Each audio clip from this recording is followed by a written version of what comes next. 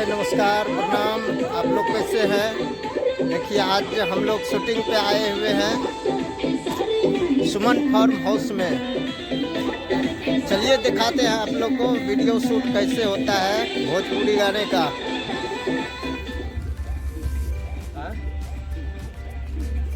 चलिए दिखाते हैं आप लोग को शूटिंग भोजपुरी गाने का। देखिए फार्म हाउस का नज़ारा कितना मस्त है। फार्म हाउस ये सुमन फार्म हाउस दिल्ली।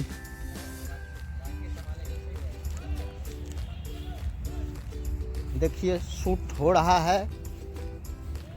चलिए दिखाते हैं आप लोग को शूटवा शूट शूट शूट।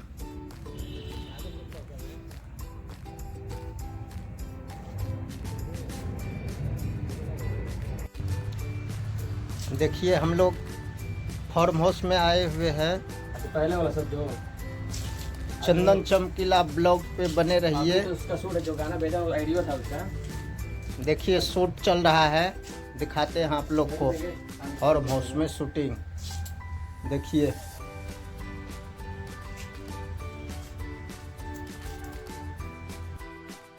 देखिए कैसे भोजपुरी गाने का शूट हो रहा है। देखिए आप लोग को मैं दिखा रहा हूँ भोजपुरी सॉन्ग का कैसे शूटिंग हो रहा है। बहुत अच्छे तरीके से हम लोग शूट कर रहे हैं भोजपुरी सॉन्ग का। दोस्त आप लोग जो है